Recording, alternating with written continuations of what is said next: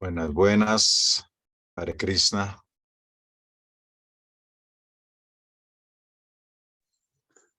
Chinta, buenas noches. Oscar, Edgar. Bueno, vamos a empezar con esta melodía. La idea es que eh, voy a ir como cantándola línea por línea o a veces dos lineecitas y voy a dejar un espacio para que ustedes también puedan ahí repetirla desde donde estén. Yaso Matinandana Rayo Varanagara Gokula Ranjana Kana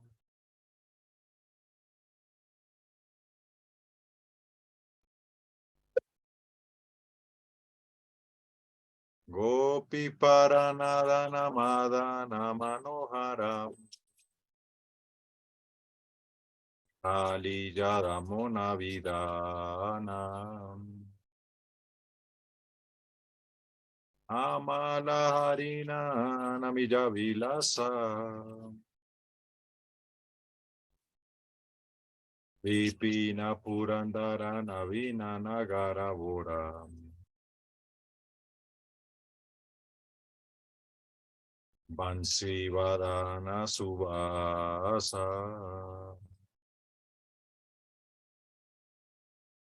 Brajajana Palana Surakulana Sanam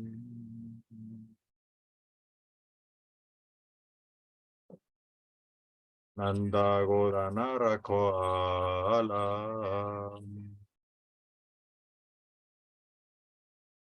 Govinda Madhavana Vanita Taskara Govinda Madhavana Vanita Taskara Sundarananda Gopala Yamuna Tatachara Gopi Vasanahara Rasa Rasika Kripa Moya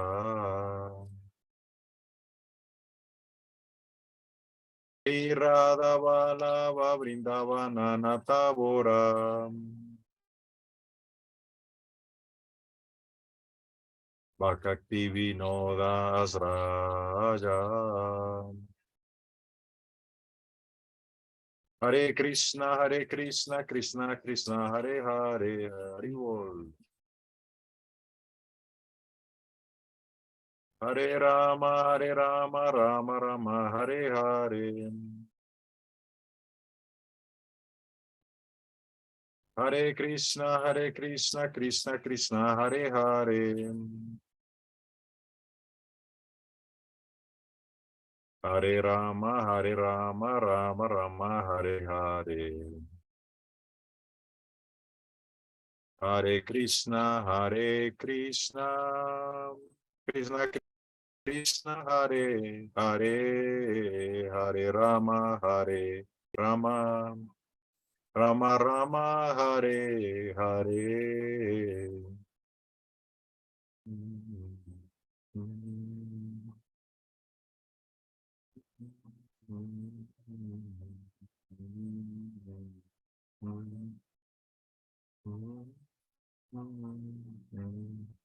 Hare Krishna, Krishna Krishna, Hare Hare, Hare Rama, Rama Rama, Hare Hare.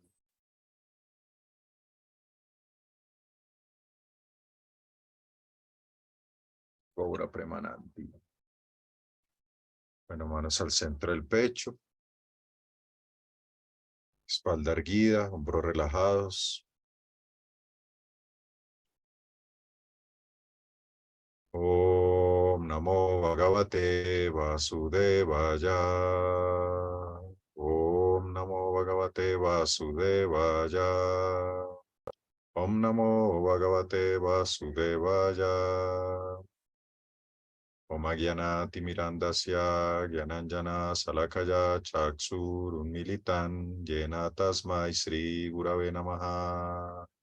Sri Chaitanya Manovistan Estapitan Yenavutale Swayan Rupa Kada Mahyandati Swapadamtikam Mandeham Sri Gurum Sri Yutapada Kamalam Sri Gurum Vaisnavancha Sirupan Sagrayatan Sahagana Ragunatam Vitan Tan Sajivan Sadvaitan Savadutam Parijana Sahitan Krishna Chaitanya Devam Sri Radha Krishna Padam Sahagana Lalita Sri Visakam Vitam Cha Namaom Vishnu Padaya Krishna Prestaya Bhutale Srimate Bhaktivedanta Swami Tinamine Namaste Saraswati Deve Gauravani Pracharine Nirvirsesa Sunyavadi Paskatya Desatarine Krishna Karuna Sindhu Dinabando Jagatpate Gopesa Gopika Kanta Radha Kanta Namostute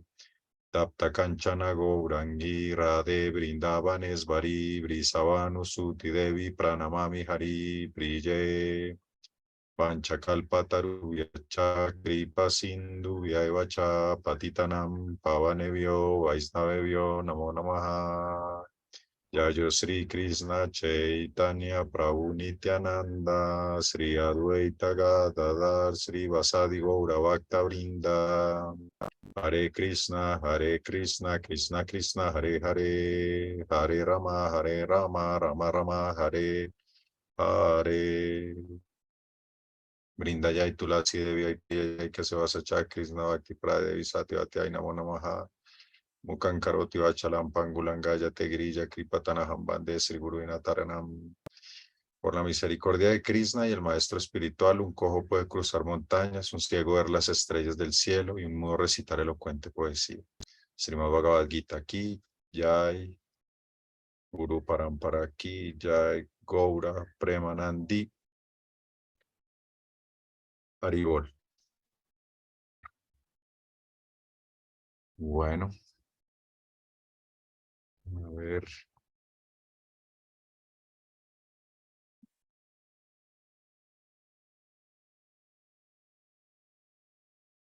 ¿Alguna pregunta antes de empezar? ¿O todo bien?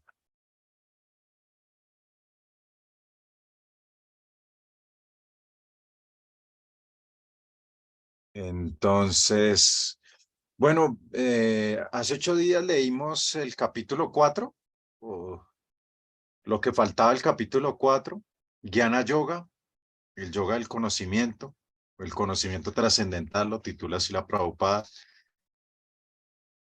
Entonces, pues ahí básicamente se hablaba de este conocimiento, ¿no? Sí, de este conocimiento trascendental acerca de Krishna que pues he recibido por una sucesión discipular, ¿sí? Por una cadena de maestros. Y pues, dentro de lo que se hablaba era que quien se refugia en estas pues verdades, en este conocimiento, se purifica. También algunos versos en el orden del capítulo anterior pues hablaban sobre esa aplicación del Jnana Yoga y también cómo entender el karma, ¿cierto? En la plataforma del Jnana. También había una serie de versos que denotaban unos tipos de yagyas, de sacrificios, que conducen al conocimiento trascendental. Y a lo último, pues, la conclusión, pues ahí nos deteníamos un momento en el verso 434, que es muy famoso, muy importante, el capítulo anterior. Tad vidi pranipatena pariprasnena sevaya upadexantite guianas guianinas tatuar sinaha. Pues que precisamente habla sobre el maestro espiritual. O sea, porque cuando hablamos de una sucesión discipular, ¿cierto? De una cadena de maestros por medio de la cual viene el conocimiento hacia nosotros, ¿sí? En este caso, pues, nosotros acá estamos hablando de una línea muy específica que explicamos que se llama la Brahma Madhva Gaudiya Sampradaya, que es un conocimiento que viene directamente de Krishna, ¿sí? Así, por eso este Bhagavad Gita se llama Bhagavad Gita tal como es. Sí, porque uno puede encontrar muchas versiones del Bhagavad Gita, pero porque es tal como es, porque encontramos el texto original, digámoslo así, con sus, o sea, tal cual como la conversación entre Krishna y Arjuna, ¿no? O sea, sin que nadie le metiera la mano, digámoslo así, ¿no? Entonces, pues por eso es muy importante también, aunque nosotros lo estamos leyendo aquí en español, pues también pues darse la pasadita de los versos en el sánscrito, ¿sí? Tad vidi pranipatena, así vamos a llegar como al punto más ideal.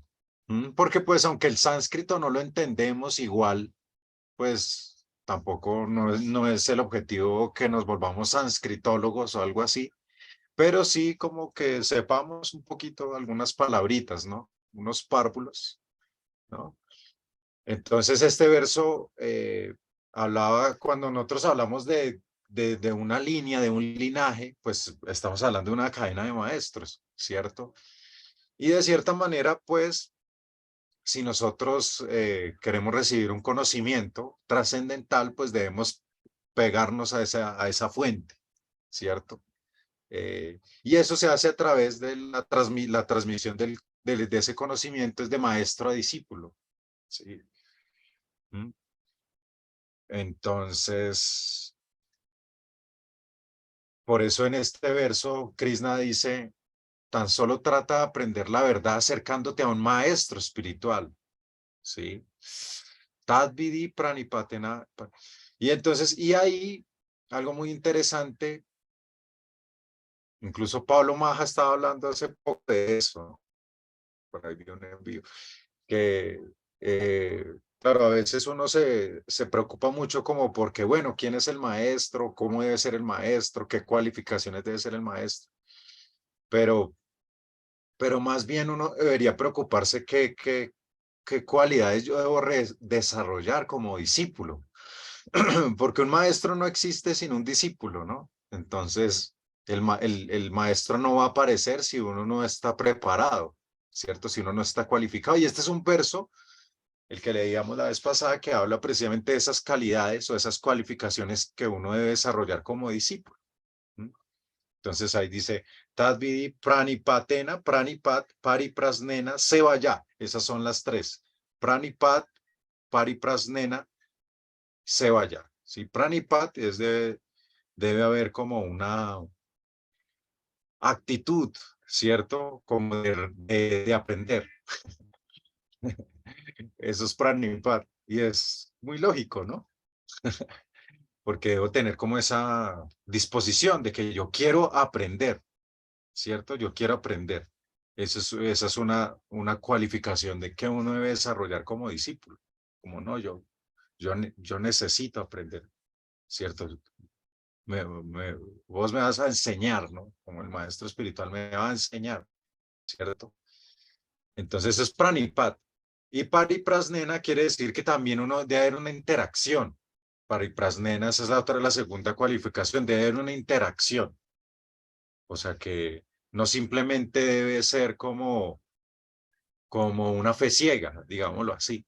No, siempre con un maestro debe haber una reciprocidad, ¿cierto? Porque yo tengo preguntas, ¿cierto? A mí me van a surgir preguntas, inquietudes, que no entiendo esto, no entiendo aquello, entonces yo las manifiesto, ¿cierto? Y ahí, muy interesante, ¿cierto? Se genera una relación y eso es pariprasnena, ¿no? Que hay se inquiere, uno inquiere, ¿cierto? Con una actitud, ¿cierto? Porque a veces, eh, de cierta forma, pues puede también haber malas, a veces en inquirir, a veces puede haber malas intenciones también, ¿no?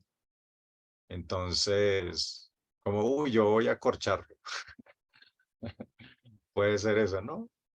No, como lo necesito, ¿no? No lo entiendo, ¿no? Ayúdeme a aclarar, ¿no?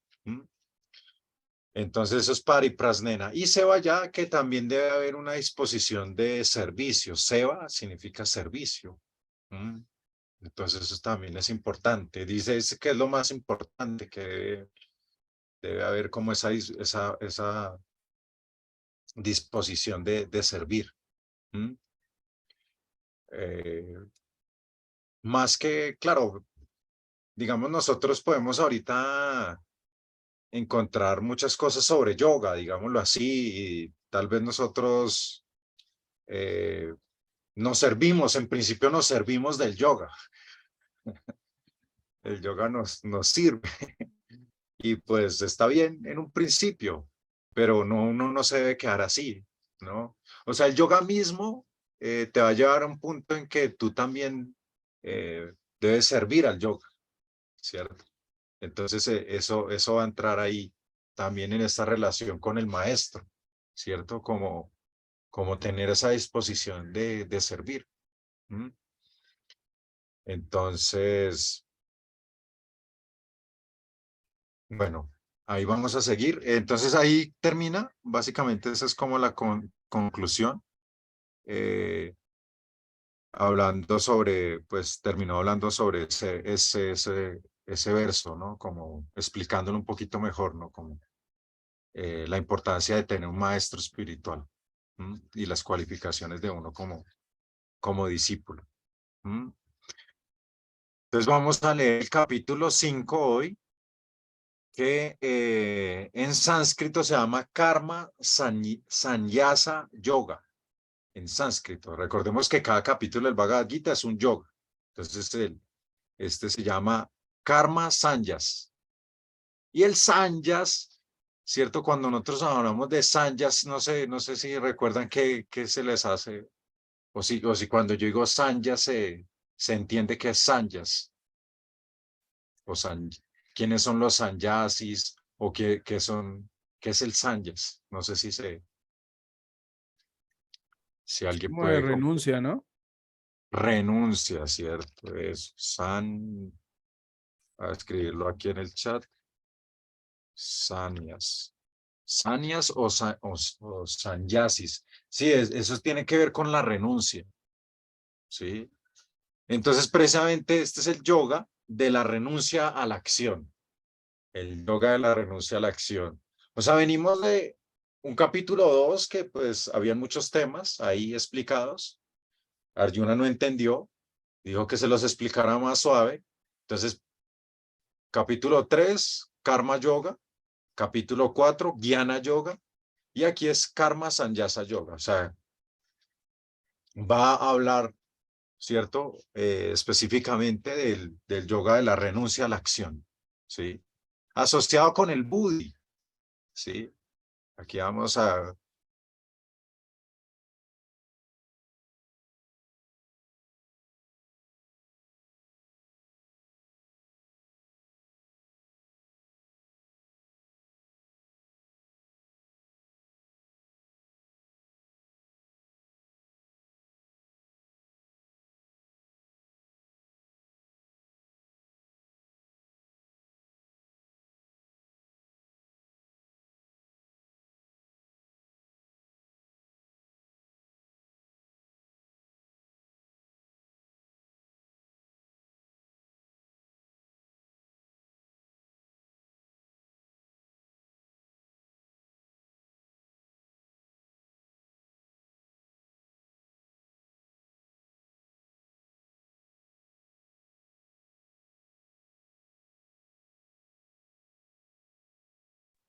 Volví por aquí. Murió el compu. Colapsó el compu. Entonces sí, entonces aquí se va a hablar sobre este tipo de yoga, ¿no? El yoga de la renuncia a la acción. Entonces aquí pues se va a hacer énfasis, ¿sí? De como una integración de la acción y del conocimiento, ¿sí? Pues Arjuna va a empezar. Tengo mi vaga mientras resucita el compu. Entonces, No sé si alguien quiere leer ahí el primer verso de este capítulo, que lo tenga por ahí a la mano. Yo allí, Listo. capítulo 1, Arjuna dijo, oh Krishna, primero me pides que renuncie al trabajo y después me recomiendas de nuevo que trabaje con devoción. ¿Tendrías ahora la bondad de decirme definitivamente cuál de esas dos cosas es más beneficiosa? Entonces aquí hay unas dudas similares a las que hubo en el capítulo 3, al inicio del capítulo 3. Es como Arjuna, muy parecido, ¿no? Como, al fin, ¿qué? ¿Conocimiento o acción? Mm. Pero pues entonces vamos a ver qué va a responder Krishna, ¿cierto? Sí, porque le dice, primero me pides que renuncie al trabajo, ¿cierto? Y después me recomiendas que de nuevo que trabaje, pero con devoción. Entonces, bueno, miremos la respuesta. ¿Quién tiene ahí quién puede leer el 2? Edgar. Sí, la personalidad de Dios respondió, la renuncia al trabajo y el trabajo con devoción son ambos buenos para la liberación, pero los dos, el trabajo que se realiza a modo de servicio devocional es mejor que la renuncia a los trabajos. Entonces ahí, como ven, se remarca cómo dedicarse a actuar cumpliendo el deber, ¿sí? Pues desapegado al fruto de la acción, que es lo que habíamos hablado como Buddhi, ¿no? Sí, el Buddhi, como el yoga, el desapego al fruto de la acción, ¿no? Y que él está diciendo que esto es más favorable que simplemente renunciar a la acción. Pues ya igual en capítulos previos, en versos previos habíamos dicho, ¿cierto? Habíamos hablado de la acción en la inacción y la inacción en la acción, ¿cierto? Un poco enredado, pero pues la conclusión era esa, ¿no? Que de cierta manera dejar de actuar es inevitable, ¿cierto? Más en el plano en el que nos encontramos, ¿cierto? Dejar de actuar, siempre estamos haciendo algo, ¿sí? Entonces, ya que estamos haciendo algo, ¿sí? Y también con ese discernimiento de las acciones, ¿no? Porque pues debemos ya, de cierta manera, en la evolución de la conciencia, tú llegas cada vez más a percibir qué acciones son adecuadas y qué acciones no, ¿cierto? Entonces, pero el Buddhi, ¿sí? Es como, sigues haciendo acciones, pero pues no simplemente dejas de actuar, ¿cierto? Porque sabemos que podemos llegar a ese punto de la acción y la inacción que hablábamos, ¿no? La acción y la inacción, que uno cree que por dejar de hacer ya se liberó el karma, pero lo que está pasando es totalmente lo contrario. Te estás llenando más de karma por no cumplir con tus responsabilidades. Pero sí más bien como actuar, pero pues desapegado al fruto. Desapegado al fruto.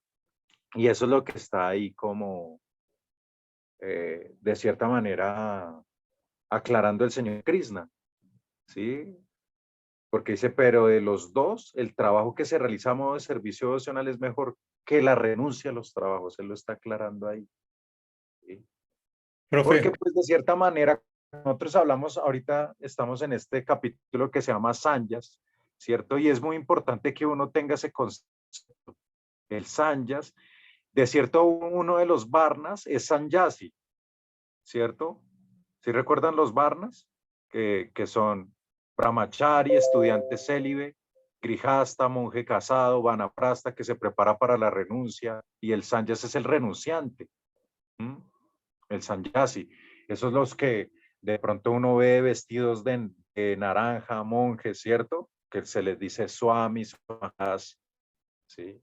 Entonces, llegar a esa orden de Sannyas es como un estado, aquí se va a ir describiendo ese tipo de estado, ¿sí? Y es un estado en donde, o sea, no simplemente llevas un voto de celibato, o sea, ya dijiste ya no más sexo, imagínese, que ya es bastante, Pero no, no solo simplemente eso, ¿no? Sino pues desapegado a todas las cosas. Pero también ha pasado que muchos toman esta orden de Sanyas y después caen de esa posición, ¿cierto? Caen de esa posición, como esa posición de renuncia. Entonces, entonces, de cierta manera, pues ahí es mejor como no tomársela tan a la ligera, digámoslo así, y ir trabajando desde tu posición, ¿sí? En la renuncia. De hecho, pues la vida familiar ayuda como a entender un poco más eso, ¿no? ¿Cierto? Los que de pronto están viviendo esa experiencia en estos momentos de tener una familia, de tener hijos, ¿no? De tener un esposo, una esposa, pues ahí también eso todo es una preparación. Porque yo he escuchado, por ejemplo, amigos, aquel día me encontré con un amigo de la universidad que no veía hace muchos años y ya tiene como 4 hijos, ¿cierto? Incluso me estaba diciendo, no, ya me tocó hacerme la operación porque ya dijimos hasta aquí. Entonces, y él sin mucho conocimiento del yoga y todo esto, pero él decía, él decía que esa experiencia de tener hijos es como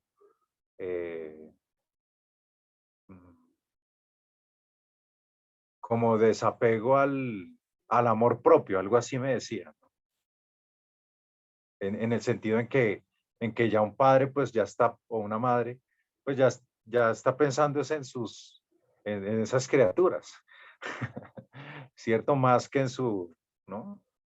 O también una amiga también, Yogi, Iskra, ella decía, no, yo no le tenía miedo a nada, ¿cierto? A nada, así, uff, me gustaba todo lo que extremo, ¿cierto? Todos los de extremo no le tenía miedo, pero ella tuvo una hija y ahí empezó a tener miedo.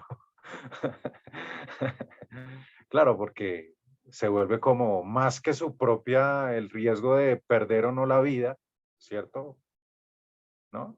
Sino es más como, o ya tengo una responsabilidad, ¿cierto? Con una criatura, ¿cierto? Que pues en principio es muy indefensa y pues es mi responsabilidad, ¿no? Entonces, pues digamos que esa parte de Sanyas, pues uno la debe ir cultivando, ¿cierto? De cierta manera en diferentes etapas de la vida en las que uno pues le toque vivir, ¿no? Y pues sin importar, digamos, en qué etapa uno esté, pues de cierta manera, pues ir tratando de cultivar esto. Entonces, vamos al verso siguiente, el verso 3. ¿Quién tiene a ver, Oscar, ¿tienes ahí? Sí, tengo, pero el libro que tú nos enviaste. Sí, también. Vale, 3. Aquel que ni odia ni anhela debe ser conocido como un renunciante perenne, situado más allá de la dualidad, fácilmente liberado del cautiverio, oh hombre de grandes brazos.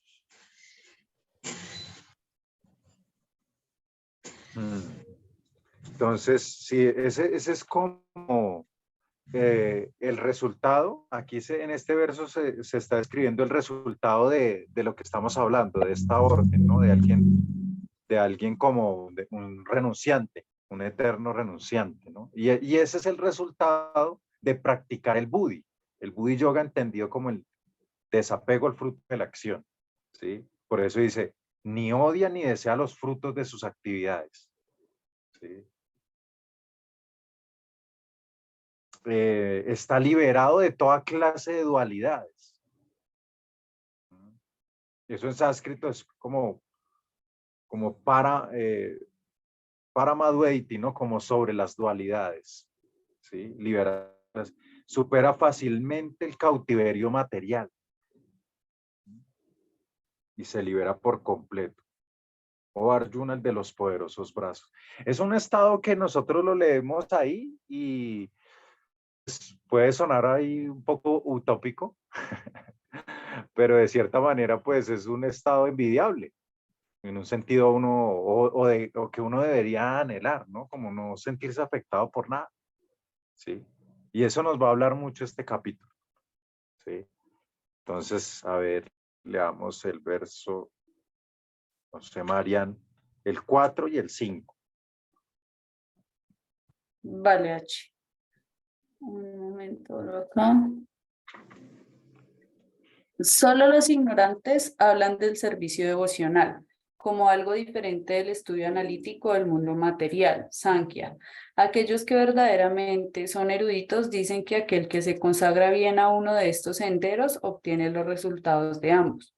Aquel que sabe que la posición que se alcanza por medio del estudio analítico también se puede conseguir por medio del servicio devocional, y quien, en consecuencia, ve que el estudio analítico y el servicio devocional se hallan en el mismo nivel, ve las cosas tal como son.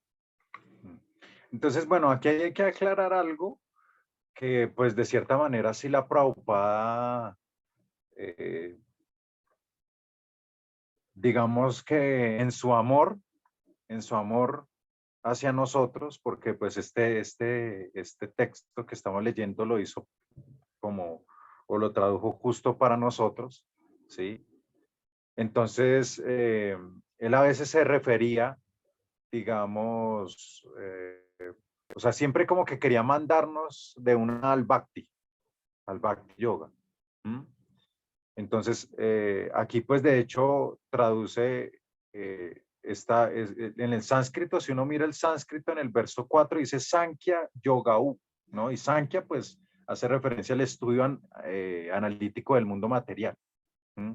Y Yogaú ahí lo traduce como trabajo que se hace como servicio devocional, ¿sí? Entonces, de cierta manera pues, digamos que siendo estrictos en el verso, digamos, eso no sería servicio devocional todavía, Bhakti. Pero sí, pues de cierta manera, en última lo que quiere decir el verso es que como tanto el karma yoga, ¿cierto? Como esa acción con conciencia de Krishna, ¿cierto? Porque el Bhakti, pues de cierta manera tiene más profundidades y de hecho va a haber un capítulo explicando el Bhakti, ¿cierto? El capítulo 12 del Bhagavad Gita se denomina Bhakti Yoga, ¿sí? Y pues de cierta manera los capítulos del 7 al 12, su énfasis principal es el Bhakti. Pero de cierta manera aquí está hablando sobre el Karma Yoga, ¿no? Que de cierta manera es como el yoga de la acción desinteresada y ofrecida al Supremo, ¿cierto? Que es, digamos, el primer peldaño como para ir avanzando en esa relación amorosa con la divinidad, ¿sí? Tiene demasiada profundidad. Hay tratados, o sea, tengo por acá un libro.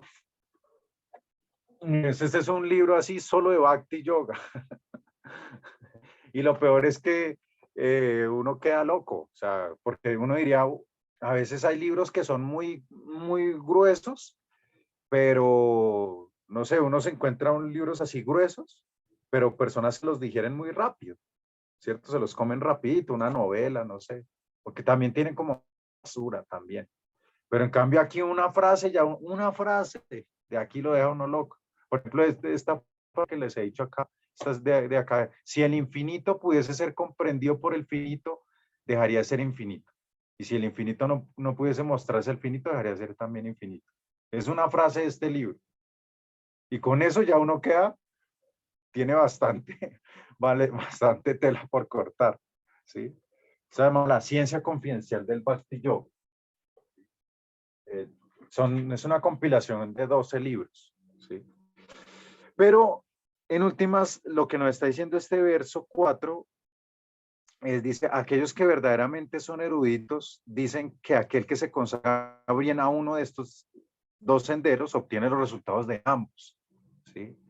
Lo que nos está diciendo es que tanto este servicio devocional, en esta etapa inicial de como karma yoga, visto como servicio devocional, Y el Jnana, porque el Sankhya Yoga es como metido, el Sankhya Yoga, que es el yoga del estudio analítico de los elementos, ¿cierto? Es metido dentro del Jnana, ¿cierto? Es como metido dentro del Jnana.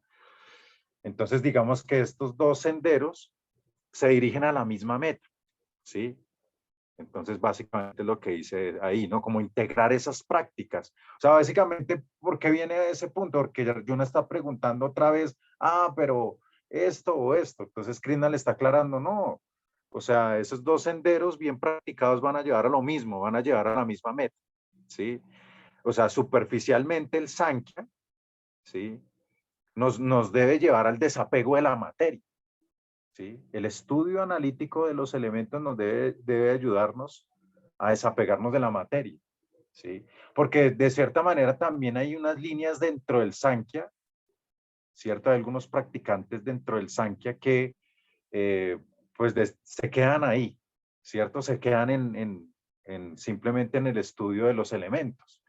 Pero por eso Krishna, recién empezado el Bhagavad Gita en el capítulo 2, él no se puso a explicar mucho toda esta desagregación que presenta la filosofía Sankhya como tal, ¿no? Él fue diciendo, bueno, sí, ¿cuál es la diferencia entre la materia y el espíritu? Y nos vamos es por lo espiritual, ¿sí? Entonces, porque a eso debe llevar el Sankhya, el estudio analítico de los elementos, a que tú te desapegues de la materia. ¿Mm? Y pues el servicio devocional que es, entonces, por una parte, uno me va a llevar el desapego de la materia, pero por otra parte, el otro sendero me va a llevar el apego a lo espiritual, que en este caso, pues el apego a la divinidad o a Krishna, ¿sí? Entonces parecen diferentes, pero en realidad, pues, alcanzan la misma, o sea, llevan a lo mismo, ¿no? ¿Mm? Entonces, básicamente, eso es como lo que se explica de esos dos versos.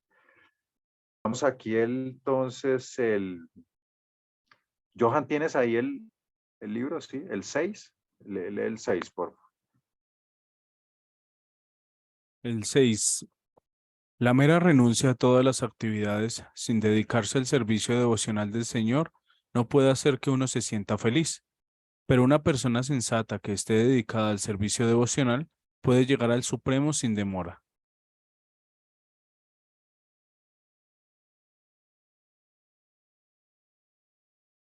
Profe, estás muteado. Gracias. Entonces, estamos hablando de la renuncia, ¿cierto? Entonces, la renuncia debe tener un trasfondo. ¿Mm? No debe ser una renuncia artificial, ¿sí? Por eso el ejemplo que ahorita colocaba de, digamos, de seres que asumen esta posición de renunciantes en algún momento, pero después otra vez vuelven a caer, ¿sí? Entonces, pues, de cierta manera es porque hay como que es una falsa renuncia, ¿no? Entonces, por eso, la renuncia debe ser un resultado o como un fruto natural de haber practicado el yoga del desapego, ¿m? Pues para que sea duradero, ¿sí? Y aquí, pues, digamos que en este verso se ponen como, también Srila Prabhupada, como algunos ejemplos de sannyasis, por ejemplo, que se dedican a distintas actividades, por ejemplo, los que estudian la filosofía, hay un tipo de filosofías que son mayavadis, ¿cierto? Como impersonalistas. Entonces estos tipos de sannyasis se dedican al estudio, ¿cierto? Se dedican al estudio, a la meditación, es que son como sus prácticas. ¿Mm? En cambio, pues, los sannyasis de la línea Gaudilla, ¿cierto? Digamos que ellos pues estudian el Bhagavatán, ¿cierto? Se dedican a estudiar el Bhagavatán, pero también son consecuentes con ese estudio de las escrituras, o sea, no solamente se quedan en el estudio, sino también la práctica, ¿cierto? Porque sabemos que en la era en que estamos, ¿cierto? la era que estamos, los procesos, el proceso de autorrealización no es la meditación, ¿cierto? Porque ese es un proceso que estaba más, pues que era el proceso de Satya Yuga, ¿cierto? O los sacrificios en Tetra Yuga, o la adoración en Dwapara Yuga, ¿sí? Entonces, de cierta manera, el proceso de esta era es diferente, entonces, de cierta manera, pues un sannyasi debe ser también consecuente con esos procesos de autorrealización de acuerdo a la era que estamos viviendo. ¿Mm? Entonces, ¿Gaudillas y qué? ¿Y cuáles son los ¿cómo? otros? Gaudillas, ¿y cuáles son los otros que nombraste? Eso se llaman mayavadis, ¿cierto? Los sannyasis mayavadis. Los sannyasis mayavadis son sannyasis renunciantes de una línea impersonal, ¿cierto? No sé Todavía si tengo ahí mis como rebotes de lo personal, impersonal, y cuando hablas de eso como me pasa un poco como con los pratyayas, de repente que tengo como que enganchar cuál es la diferencia para tenerlo más claro. Sí. Ya puedo prender aquí el comp. Entonces, solo presto acá un segundito.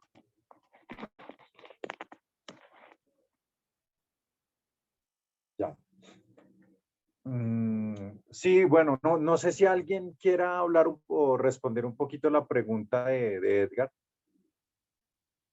de cuál es la diferencia entre lo personal y lo personal, de acuerdo a lo que cada uno de pronto ha logrado coger de eso.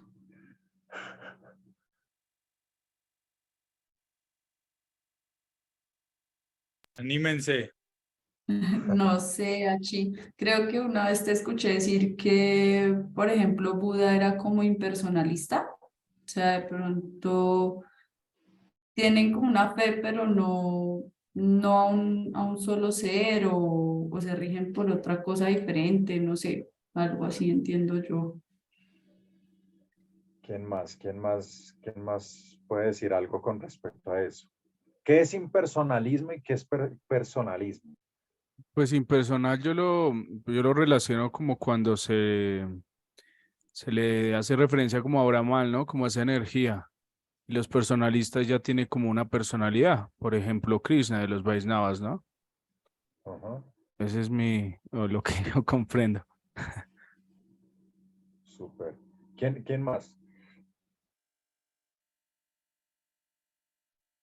Bueno, eso es un concepto que pues en realidad es muy buena la pregunta, ¿cierto? Porque pues no es tampoco muy fácil de tragar eso, ¿sí? Porque en un sentido, y ya lo hemos hablado un poquito, y bueno, Johanna aquí lo dijo, que tenemos tres manifestaciones, hablado de que hay tres manifestaciones de la verdad absoluta, ¿cierto? Brahman, Paramatma y Bhagavan, ¿sí? Brahman es la energía de la divinidad, ¿cierto? Y de cierta manera, si nosotros nos ponemos a ver cómo es, o sea, cuando nos preguntamos eso, es cuando nosotros, ¿cuál es tu concepción de la divinidad? Básicamente es eso. ¿Cómo concibes a Dios? ¿Quién es Dios? ¿Cierto? Entonces, a donde nosotros vamos a llegar a esa respuesta, ¿sí? Porque por lo general nosotros consideramos como Dios lo que es refulgente, lo que es grande, ¿sí? Lo que es omnipresente, omnipotente, ¿cierto? ¿Mm? Pero nuestra visión de Dios no, pues de cierta manera es lo que tenemos que trabajar con lo que tenemos, ¿cierto? O a veces nos imaginamos, ah, no, Dios será un señor de barba blanca, ¿no? Por allá sentado en una nube, ¿cierto? Puede ser, ¿no? San Pedro. Aún así, claro, si nosotros vemos a Dios así como San Pedro, ¿cierto? San Pedro, pues esa es una visión personal, ¿cierto? Porque uno dice, Dios es San Pedro. ¿Mm? O también algunas líneas, algunas tradiciones dicen, Jesús es Dios, ¿cierto? O sea, que Jesús es Dios. Eso es una visión personal, porque están colocando en una... Sino que la cuestión es que tal vez uno no se trague muy fácil de que Jesús sea Dios, ¿cierto? Porque uno dice, Dios encerrado en un cuerpo. Uno, de pronto la concepción es que uno dice, ah, bueno, Dios se encarnó, ¿no? Dios se encarnó en Jesús, ¿cierto? Aunque Jesús, por ejemplo, decía, no pueden llegar al Padre sino a través mío. Entonces, y entonces uno debería preguntar, y bueno, entonces, ¿quién es su papá? Presénteme a su papá. Porque bueno, él me va a llevar, ¿no? Él me va a llevar al Padre. Pues uno entiende que el Padre es Dios, o sea que él no es Dios, ¿cierto? Ahí mismo lo está revelando, ¿sí? Otros dicen, en la tradición dicen Padre, Hijo, Espíritu Santo, ¿cierto? Esa Trinidad, Padre, Hijo, Espíritu Santo. Pues Padre, pues es el Padre, Hijo, pues es Jesús, y Espíritu Santo, pues bueno, es el que... Pero de cierta manera acá nos ayuda a aclarar un poco esto, ¿sí? Porque de cierta manera, pues aquí lo que se nos está explicando, acá lo que se nos dice, es, el Bhagavad Gita es el canto divino, ¿cierto? Se nos dice el canto divino, el canto de Bhagavan, el canto de Dios. ¿Y quién está cantando? Pues Krishna. Pero acá nos están diciendo Krishna es Dios, ¿sí? Entonces nos están diciendo, ah, bueno, Krishna, entonces...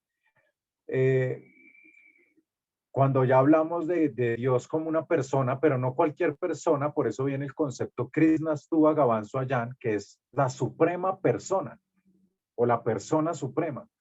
Entonces, o sea, no una persona como nosotros, sino la persona suprema, pues estamos hablando de un concepto personalista, ¿cierto? Cuando tú concibes como Dios como una energía, ¿cierto? Como una energía, o como decía Johan acá, como el Brahman, pues estamos refiriéndonos pues a algo impersonal, ¿cierto?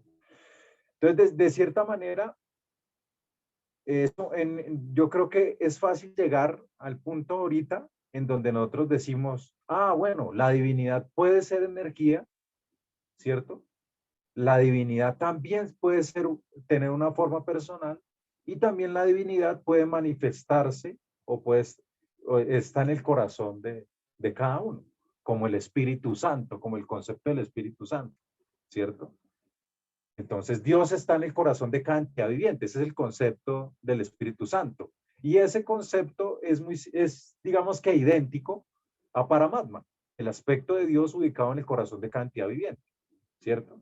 Entonces uno puede, yo creo que hasta ahí no hay ningún rollo entre nosotros, ¿cierto? Decir, ah, Dios se puede manifestar como energía, Dios se puede manifestar en el corazón de cada entidad, sí, Dios tiene una forma personal, sí, uno puede decir, sí, me cuesta, pero sí. Yo creo que los que estamos acá, eso no tiene ningún rollo, ¿cierto? Para otras personas puede ser que eso todavía esté todavía no. Ahora, ¿cuál es el meollo del asunto? El meollo del asunto, ¿quién es superior? ¿De dónde emana todo? ¿De dónde emana todo? Entonces, ahí, porque ahí en esa visión de la divinidad, ahí está aspecto impersonal y está aspecto personal, ¿sí? El aspecto personal es pues Krishna, digámoslo así, y el aspecto impersonal es la energía, ¿sí? De hecho, si ustedes han escuchado ese mantra, Aham Brahmasmi, Aham Brahmasmi, Aham Brahmasmi, ¿qué traduce? Somos almas, ¿no? Algo así. Yo soy Brahman. Bueno, la traducción así es, yo soy alma espiritual, pero Aham es yo. Yo soy, Aham, yo soy Brahman. Por eso, digamos, la impersonal, ¿cierto? Uno tiene que mirar la Siddhanta, ¿Qué quiere decir la Siddhanta? La conclusión a lo que me lleva el pensamiento filosófico que tengo acerca de la divinidad, ¿cierto? Entonces, si yo tengo un pensamiento como impersonal, Aham Brahmasmi, yo soy Brahman, por ejemplo, entonces yo estoy buscando, yo digo, yo soy Brahman y Dios es Brahman, entonces yo voy a ser Dios. ¿Sí? Como, o yo soy Dios. Y hay personas así, o sea, hay líneas que son así, bien establecidas. Yo soy Dios. Porque es que como Dios es impersonal, es Brahman, es impersonal. Aham Brahmasmi, yo soy Brahman, yo soy Dios. Breve, ¿no? Esa es esa filosofía. Yo soy Dios. Pero cuando uno se queda pensando y uno dice, ¿será que yo sí soy Dios? O todavía me falta un poquito para ser Dios. Pues esa es la filosofía impersonal, porque uno dice, no, pues me falta un poquito para ser Dios, me tengo que liberar, porque todavía estoy apegado, condicionado. Eso es muy similar, porque al principio uno puede confundir mucho estos procesos, por eso uno no va a la India y uno dice todo lo mismo, pero sí hay hay pequeñas, grandes diferencias. Porque entonces cuando tú dices, o sea, la parte de la materia, el desapego a la materia es igual en esas líneas. No, que tú tienes que desprenderte de lo material y listo. A ver si me encuentro por acá un diagrama.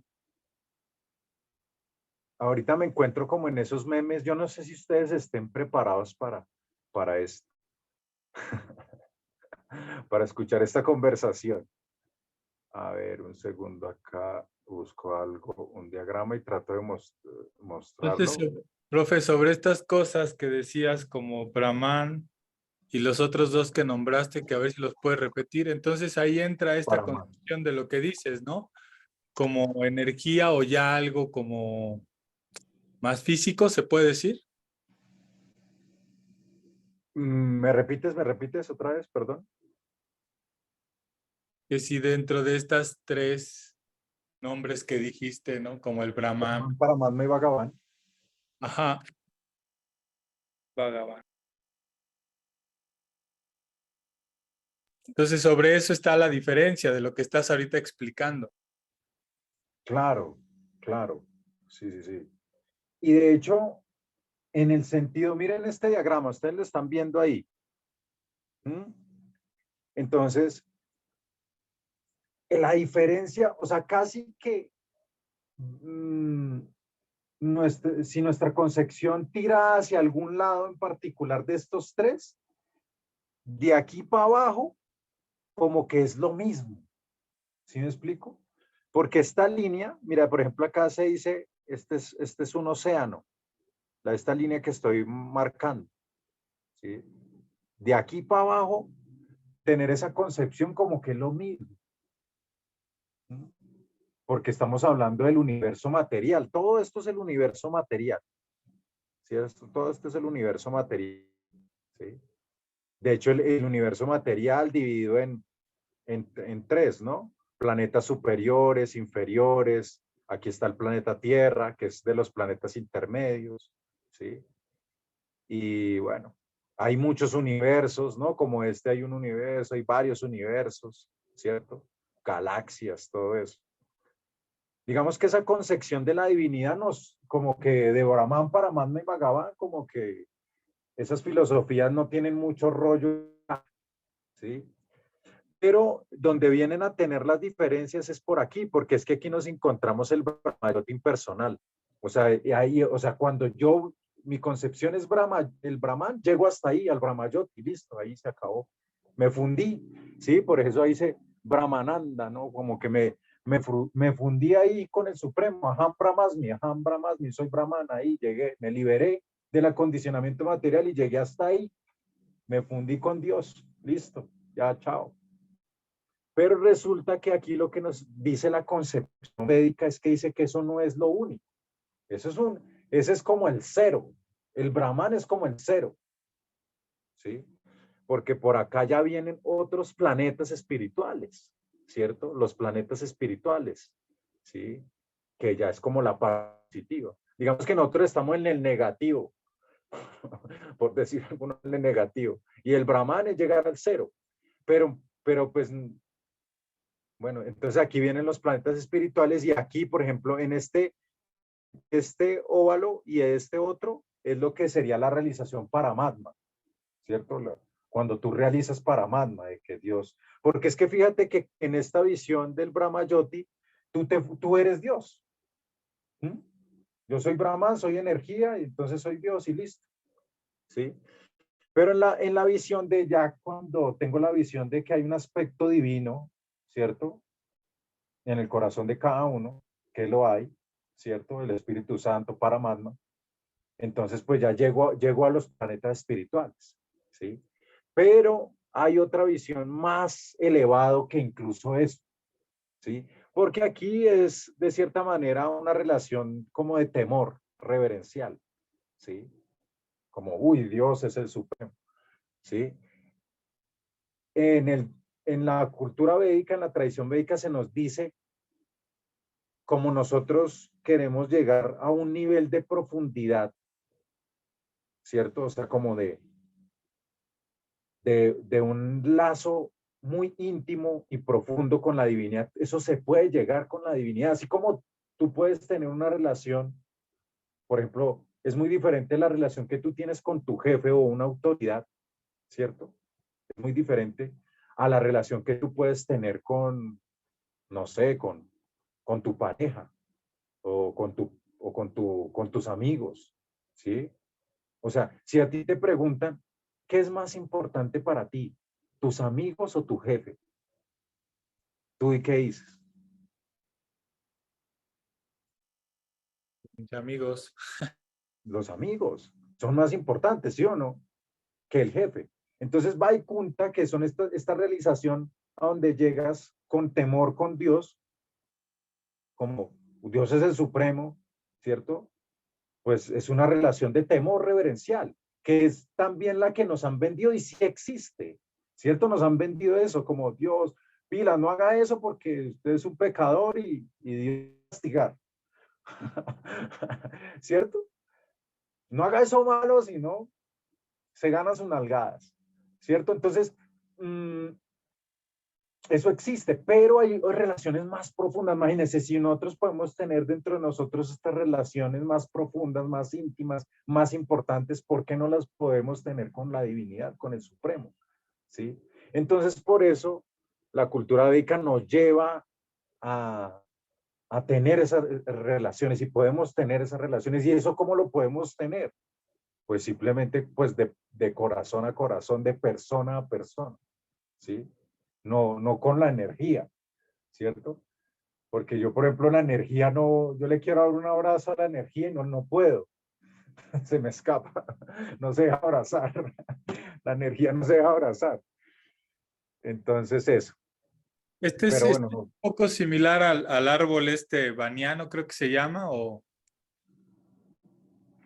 es que sí, vimos. ¿Sí? sí, Ah, ok. Porque esto que estás eso lo explicando. vamos a ver también un poquito acá. Ah, ok, ok.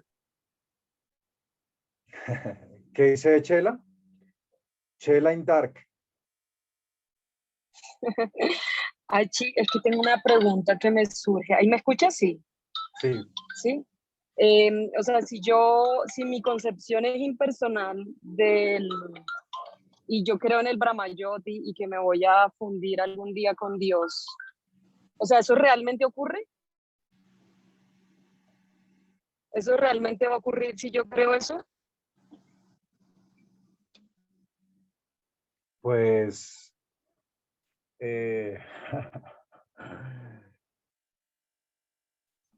yo diría que sí, porque lo O sea, digo porque pierdo la individualidad, pierdo la sí, individualidad. porque no, ahorita no tengo la referencia en el Bhagavad Gita, eso lo explica así la Prabhupada en un verso, en uno de estos versos del Bhagavad Gita, él lo explica, y de hecho como lo dice así la Prabhupada, lo dice como suicidio espiritual.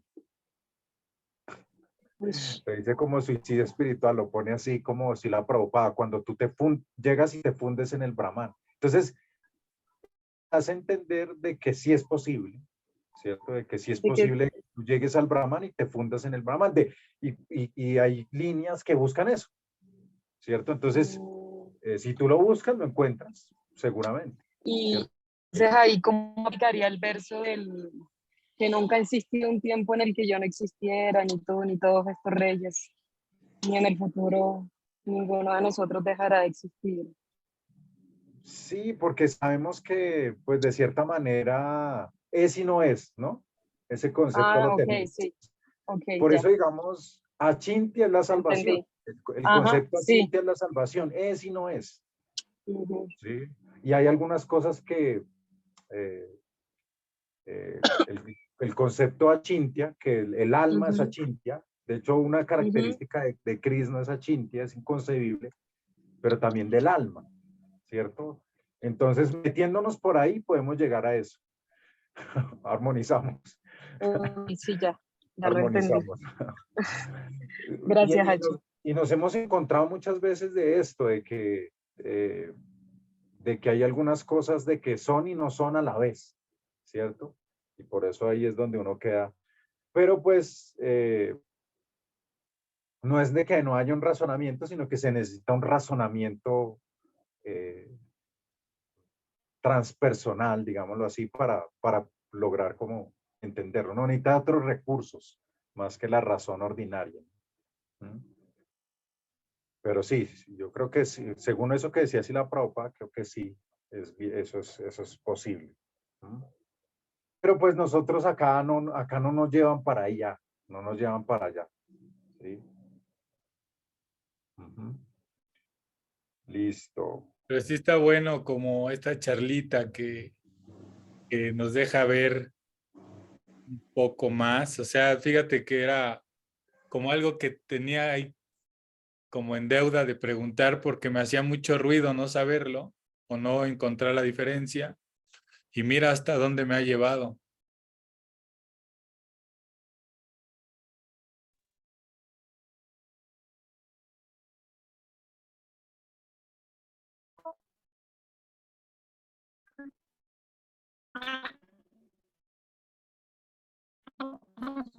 Hachi está en modo ardilla.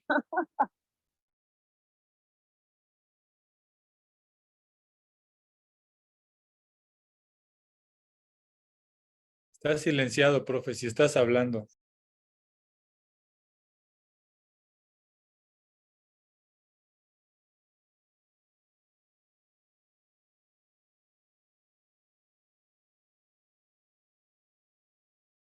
Ya, perdón, es que me demoró un tiempito mientras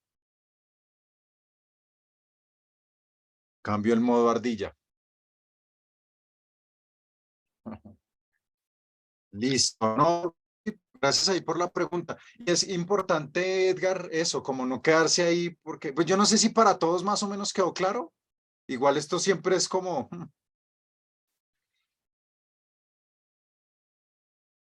para hablarlo, pero una cosa es entenderlo teóricamente, que al menos pues eso es la idea. Al menos por lo menos, sí, por lo menos es como tender eso, ¿cierto? Y después como, no hay que, porque de cierta manera, sí, la Prabhupada hablaba mucho de eso, ¿sí? Y es precisamente porque básicamente el impersonalismo es lo que siempre nos han mostrado a nosotros, ¿sí? O sea, y es muy natural que lo tengamos muy arraigado, ¿sí? Y no necesitamos desarraigarlo también, ¿sí? Porque es que esa filosofía nos lleva a tener distintos tipos de comportamientos, ¿cierto? ¿Mm? Pero no tenemos que desarraigarlo, pero sí lo que debemos darle la oportunidad es abrazar esta perspectiva que nos amplía un poco la mente con relación a la divinidad. Es que es loco, ¿cierto? Uno no se imagina los niveles de unión, de yoga, porque eso es yoga, que tú puedes tener con la divinidad. Sí, es como, así como tú puedes experimentar muchas emociones con alguien, ¿cierto? ¿Cierto? Te puedes erizar, te puedes sentir mariposas en el estómago, ¿cierto? Lo que tú puedes experimentar, eso también lo puedes experimentar con la divinidad. Y eso es lo que pues Krishna nos está tratando de explicar. Cuando nos decía, Visa ya vinivartante, Nira Harasya Dejinan, Rasavar Jan Rasopiasia Parandistro Nivartate, uno de sus preferidos, 259 del Bhagavad Gita, porque él nos, ahorita nosotros estamos encantados por las cosas materiales, ¿sí? Muchas cosas materiales nos roban nuestra atención, nos encantan, ¿cierto? Pero entonces Krishna nos está diciendo, hay cosas que te pueden encantar más, ¿cierto? En relación con lo divino, ¿sí? Y te pueden encantar más porque incluso no tienen principio ni fin. Listo. Ya ni me acuerdo en qué verso fue que íbamos. Creo que el 6, profe. El 6, sí. Listo, entonces vamos a leer, o sea, vamos a leer el 6, ¿cierto? Listo, entonces, a ver, Amy, ¿puedes leerlo? El 6. Sí. Aprovechemos mientras te tenemos ahí. La mera renuncia a todas las actividades sin dedicarse al servicio devocional del Señor no puede hacer que uno se sienta feliz.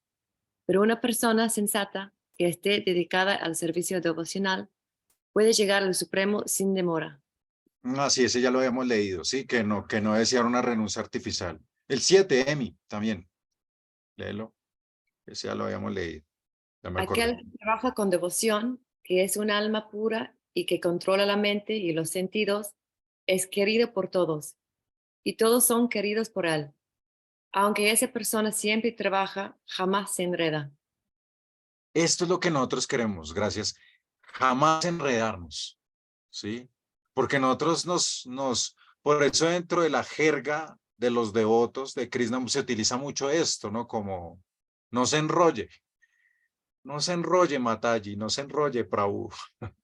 Es como que, y a veces uno se enreda en el mundo material, ¿cómo dice? Se complica, ¿cierto? Eso nos pasa mucho, nos complicamos, ¿no? O como dicen por ahí, nos ahogamos en un vaso de agua, ¿sí? Por muchas cosas, ¿cierto? Que incluso después uno me pone a analizar y uno dice, pero ¿para qué utilizando los términos de acá, ¿para qué me enredé, me enrollé? ¿Sí? Sin necesidad. Entonces, acá se están dando estas tres características. Dice, Visuddhatma quiere decir, o sea, un alma purificada. Esto hace referencia como una buddhi, una inteligencia purificada, ¿sí? O sea, nosotros a veces actuamos mal, ¿cierto? Y nos descontrolamos, ¿cierto? Y nos dejamos llevar las emociones. Es básicamente por falta de inteligencia, por no decir otra palabra, porque no somos inteligentes, ¿sí? O sea, duro, pero no somos inteligentes, ¿no? Entonces esto va a la buddhi, Visuddhatma quiere decir que eres inteligente, ¿cierto? Va a eso, ¿no? Como tu intelecto está purificado. La buddhi es pura, tu inteligencia. Cuando dice Vijitatma, o sea, autocontrolado, ¿cierto? Que se traduce acá, se refiere a la mente, ¿cierto? Acá se refiere, esto se refiere a la buddhi, a nuestro intelecto, ¿cierto? Y Vijitatma, autocontrolado, se refiere a la mente. Nuestra mente debe ser controlada, ¿sí? Y eso también se va a ir explicando un poquito después en el siguiente capítulo, porque es más como el yoga de la mente, ¿cierto? Que es el dhyana yoga, ¿sí? Pero nuestra mente, ahí debemos, eso lo vamos a hablar la próxima clase un poquito más, ¿no? Sobre la mente, pero aquí se refiere a la mente. Y Jita Indriya, habiendo conquistado los sentidos. O sea, ahí está el buddhi, ¿no? Como tú dices, como ahí está implícitamente, el Sankhya, ¿cierto? Ahí está como el mapa del Sankhya, porque está el buddhi, están las buddhi, manas, intelectualmente, y están los sentidos, los indriyas. Entonces, habiendo conquistado los sentidos, ¿sí? Eso ya es un viveka, ¿no? Una manera de discernir tremenda, ¿no? Ajá. Entonces dice, cuando tengo el alma purificada, o sea, ahí se refiere a la inteligencia, la mente controlada, ¿sí? Y que ya conquistaste tus sentidos, ¿sí? Entonces eso también se conoce como tridanda. Entonces llegas a ser un yoga yukto, ¿cierto? Un yoga yukto, ¿qué quiere decir? Que es alguien que está dedicado, o sea, está... Yukta también es como un símil de yoga también, como alguien que está vinculado, si alguien que ya se agarró, ¿no? Llegas a ese estado, ¿no? Y se dice tridanda porque control de estos tres planos, el mental e intelectual, ¿sí? Entonces es un tipo de disciplina. Y además de eso, acá también le coloca Sarva Bhutatma Bhutatma, Sarva Bhutatma Bhutatma, que quiere decir que es compasivo con todas las entidades vivientes. Él está preocupado en ayudar a todos los demás. O sea, imagínese ese estado, ¿no? De alguien que llega a este punto, ¿no? Es alguien que ya pues, no tiene ningún problema, porque a la final nuestros problemas son o intelectuales o mentales o de los sentidos. Alguien ya solucionó esto, entonces ya está preocupado es por el bienestar de los demás, ¿sí? Él está preocupado en ayudar a los demás y sufre cuando los demás sufren, ¿no? Entonces, bueno, sigamos acá leyendo, nos vamos a encontrar más versos. Todos estos versos que vienen como el 7 al 12 es como practicar Buddhi, ¿sí? Buddhi Yoga. Le damos el 8 y el 9, a ver, Edgar.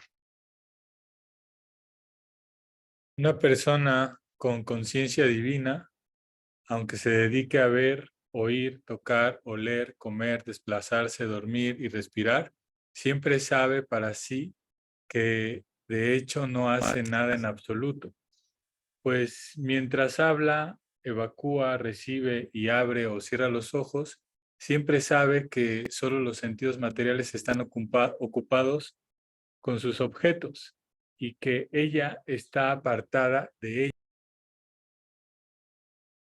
Ellos. Tremendo, ¿no? O sea, ahí lo que está diciendo es lo que se denomina en sánscrito como un tatuabit, un vidente de la verdad. Y la verdad es, o sea, alguien que está en ese estado de conciencia divina se da cuenta que no hace nada. Es tremendo, ¿no? Esto es como una cachetada también, ¿no? Porque uno se cree el hacedor, ¿cierto? Uno cree que hace cosas.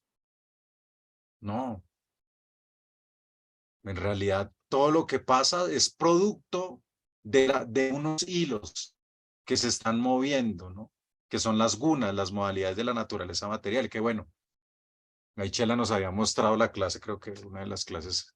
Y es que esa ilustración es como tan descriptiva de eso, como que están las gunas ahí moviendo los hilos y uno es el títere.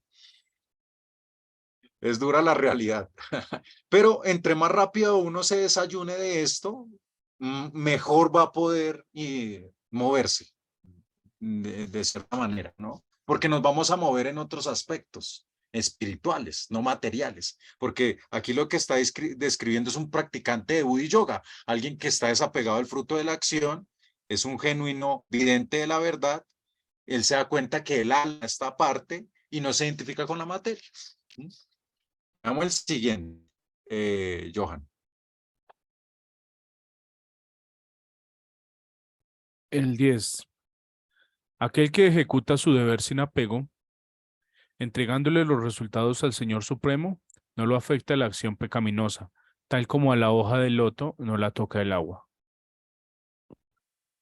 Entonces aquí se coloca el ejemplo de la flor de loto. No sé si ustedes han visto la flor de loto. Entonces es un ejemplo muy bonito, muy metafórico que se utiliza acá, porque la flor de loto se dice que pues crece en fangos, pero la flor no se contamina. ¿sí? O sea, como que el tallo está en el agua, ¿cierto? Pero la flor no.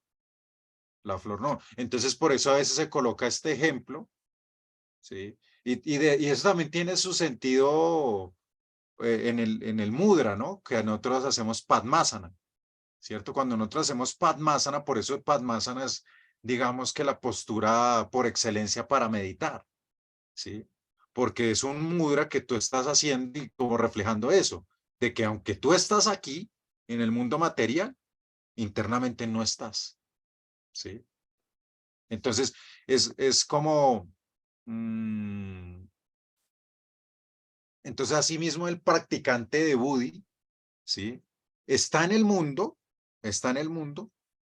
pero él es consciente que él no pertenece a este mundo, ¿sí? O sea, uno como practicante de Budi, uno, eh, uno sabe que no es de acá.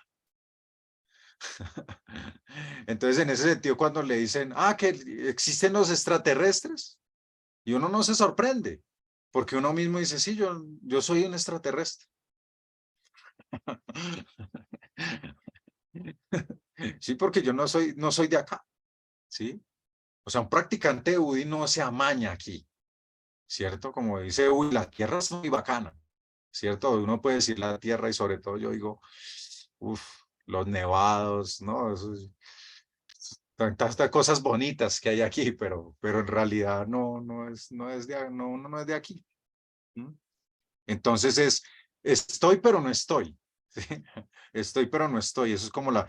Y en otro sentido, también se dice que la hoja de la flor de loto que recibe gotas de agua se desprenden con facilidad. Asimismo, las acciones del Budi Yogi se desprenden con facilidad por actuar de manera desapegada y así se libera de las reacciones fruitivas, ¿sí? Pues, las reacciones del trabajo fruitivo. O sea, por eso también hay un maestro en una composición musical decía, como una hoja en el loto, como una gota en el loto, resbala la vida. ¿Sí? Poníase como una gota en el loto. Entonces, si ustedes se ponen a imaginar, eso también está ahí, la hoja del loto, ¿cierto? La hoja del loto. Y si tú le colocas una gotica, esa gotica parece como que resbalará sin incluso ni humedecer la hoja. Entonces, así mismo, las acciones del Budi Yoga, pues, son completamente desapegadas del fruto. Bonito ejemplo, ¿no? Me parece que es bonito ese ejemplo y así uno debe recordarlo para empezar así. Imagínense, no sé si ustedes llegan a ese punto de personas, o ustedes conocen personas así que no les afecta nada, nunca me ponen de mal genio, ¿sí? Como que están tranquilos y uno dice, pues chévere, ¿no?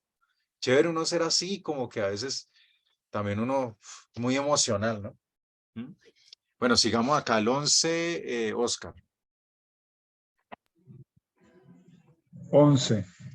Los yogis, abandonando el apego, actúan con el cuerpo, la mente, la inteligencia e incluso con los sentidos, únicamente con el fin de purificarse. Entonces, ese es el propósito del Budi, purificarse.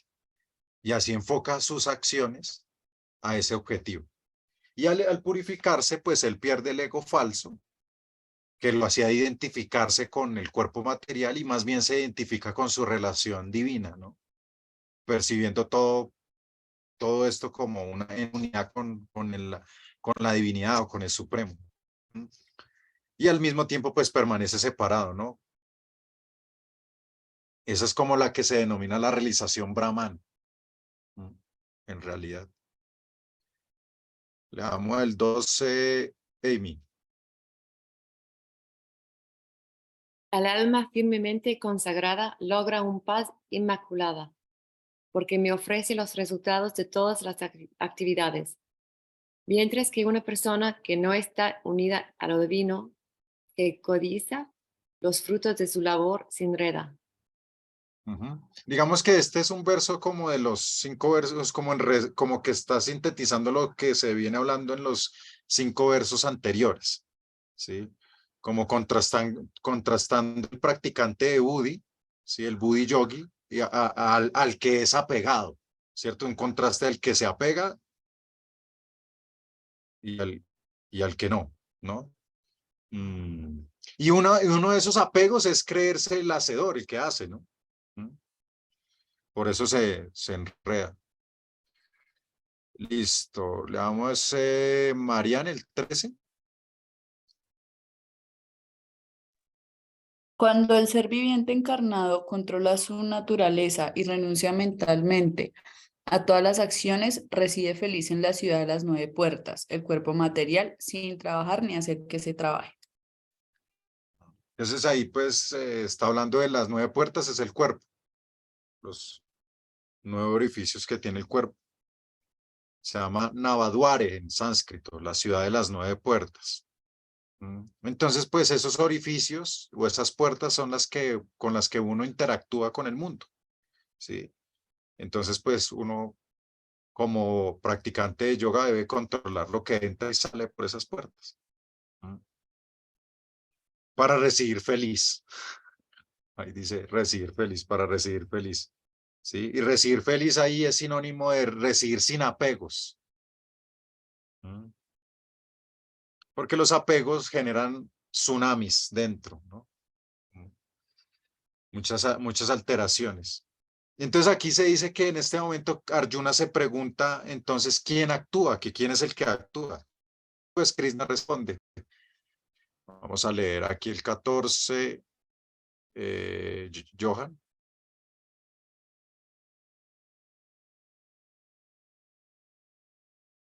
XIV.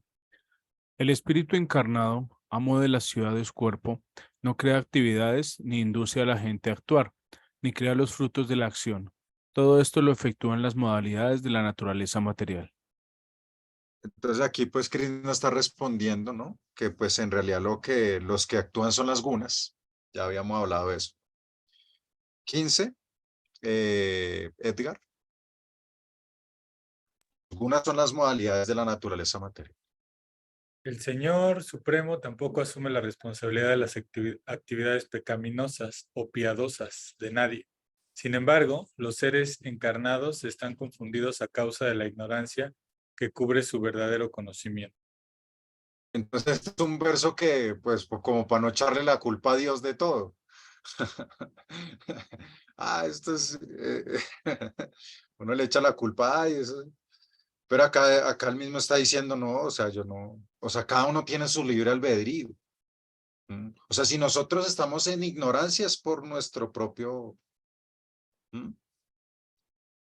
O sea, entonces, y uno tiene como siempre esa posibilidad, ¿cierto? Uno tiene esa posibilidad, es como la Matrix, ¿cierto? Es como las dos pastillitas, ¿cuál te vas a tomar? ¿La roja o la azul? Uno siempre tiene esa posibilidad.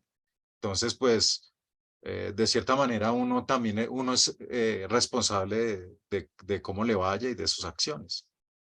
No le puede echar la culpa al Supremo de lo que le pasa.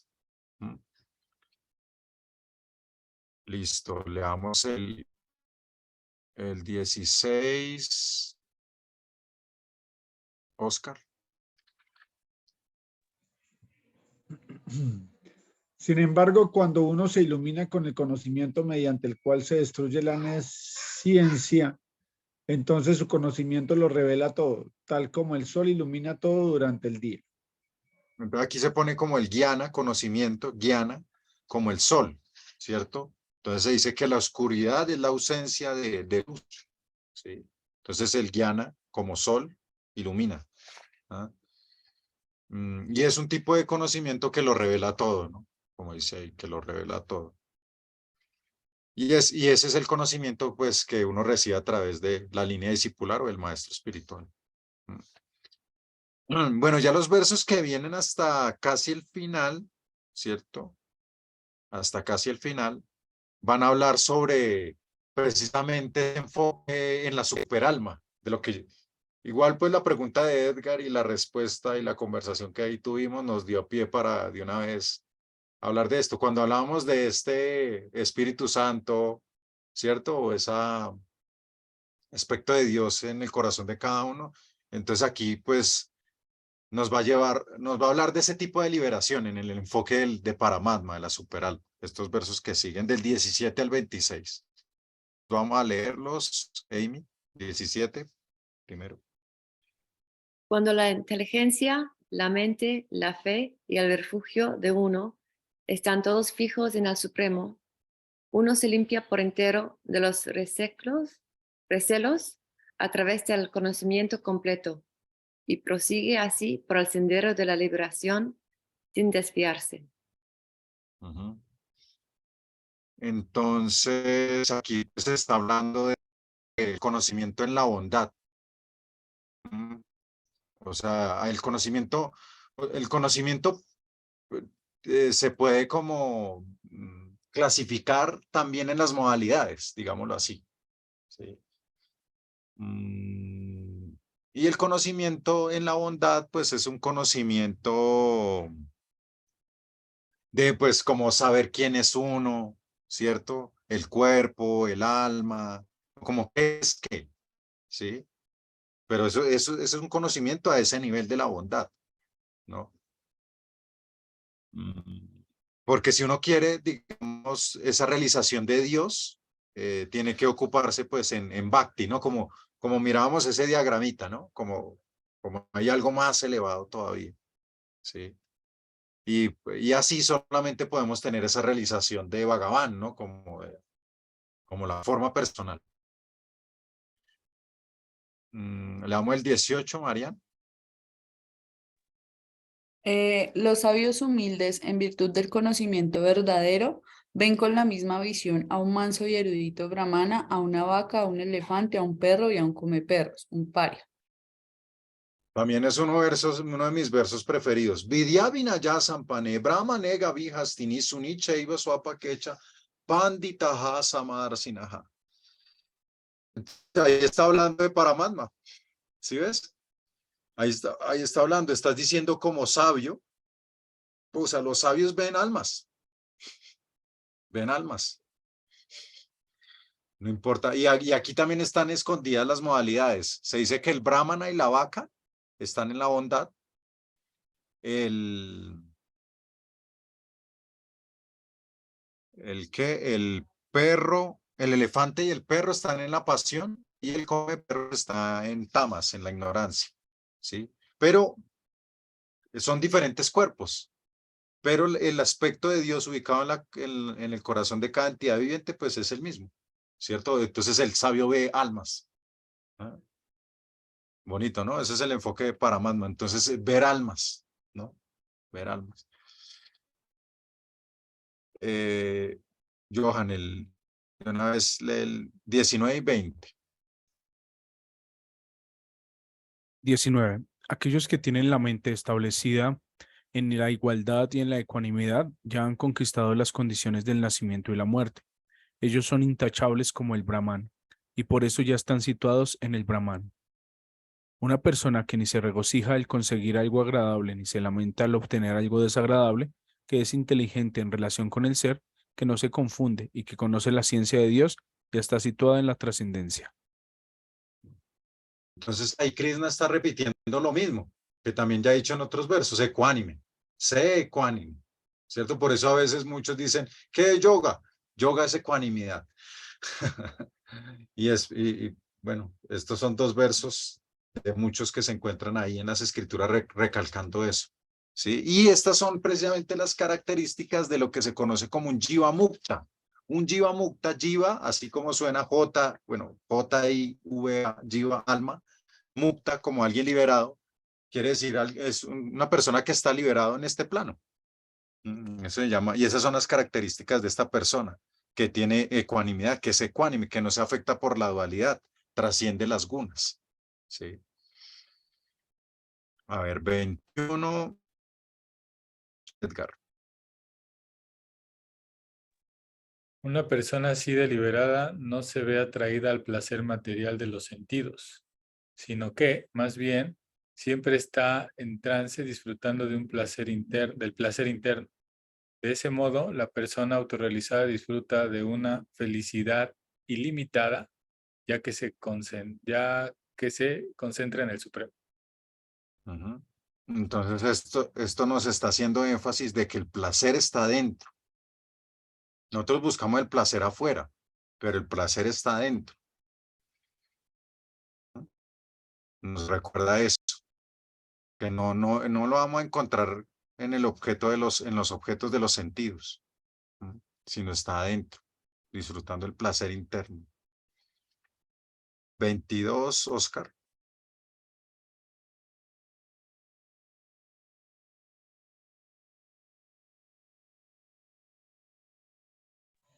22. Una persona inteligente no participa de cosas que son fuentes de desdicha y las cuales se deben al contacto con los sentidos materiales. Oh hijo de Kunti, esa clase de placeres tienen un comienzo y un final, y por eso el hombre sabio no se deleita con ellos. Ya lo hemos hablado, ¿no? Ya lo habíamos adelantado justo, ¿no? O sea, un sabio no, ya de una vez no, ya no se ocupa en cosas que ya sabe que no, o sea, es inteligente. Sí, ya un sabio es inteligente, dice, no, ya para qué yo, que vamos a hacer tal cosa, ¿no? Y uno dice, pero ¿para qué? ¿Cierto? Y ya no se deleita con ellos, con esos. Y pues, tiene un comienzo y un fin, habíamos hablado de eso, porque también ya el sabio ya sabe, estas actividades que tienen, el placer es temporal. Ya no hay un deleite. A mí, pues, fuera de chiste, algún día me pasó eso como místicamente, la verdad, sí. Como que una vez yo estaba, me gustó, pues yo llegué a ser alcohólico, ¿no? Bueno, dice que uno nunca deja, ¿no? Eso, pero al menos ya llevo 16 años sin tomarme una cerveza. Entonces, pero fue como en algún momento en que me vi sentado tomando, yo que no dejaba ni siquiera, hasta me tomaba los cunchitos de las personas que dejaban por ahí. En serio. Pero llegué una vez en una cerveza y como dije, ¿qué estaba haciendo acá? Y tenía hasta, era michelada y todo. Y como que la dejé ahí. Entonces, sí, no sé, fue como, pienso que un milagro, un milagro salir de eso. Entonces, sí, así hay muchas cosas, ¿no? Que de cierta manera por experimentar otro tipo de gustos, que son gustos superiores, ya se pierde el deleite por lo que, ¿no? Como por esos placeres mundanos, ¿no? Por decirlo de alguna forma. ¿Mm? Chinta, una pregunta con respecto a eso. O sea, digamos que esos placeres que tienen un comienzo y un final, pues seguramente cuando uno toma la decisión de dejarlos es porque ya los ha vivido. Pero entonces, ¿cómo se hace para, digamos, no vivirlo y dejarlo pasar? Mm.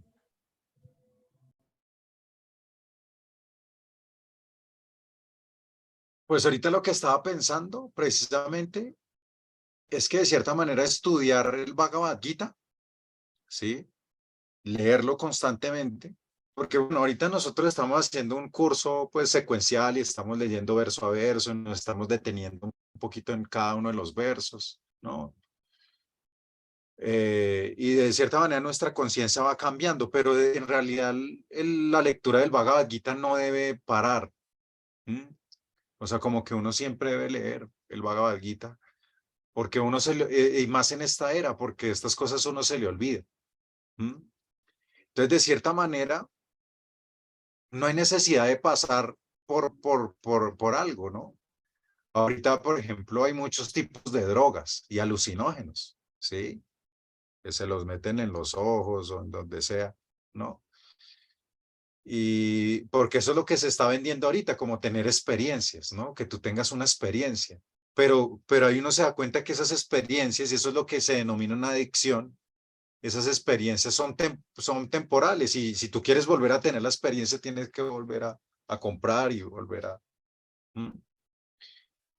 Entonces, pues, yo pienso que uno no tiene que pasar por todo eso, ¿no? Como fumarse todas las hierbas o tomarse todo lo que sale por ahí y para en realidad experimentar esto, ¿no?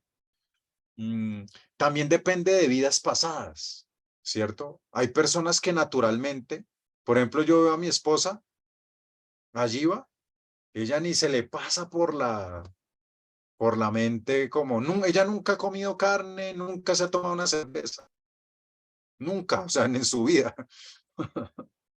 Y uno podría decir como, bueno, vamos por una tienda, vamos a una fiesta. Y o sea, como que naturalmente es como que ni le da curiosidad, imagínense. O sea, ni le da curiosidad. Pues cosa diferente de, pues, de mi caso personal, ¿no? Que yo pues sí me degradé bastante. O sea, sí estuve como bien. No digo que toqué fondo, porque eso no hay fondo.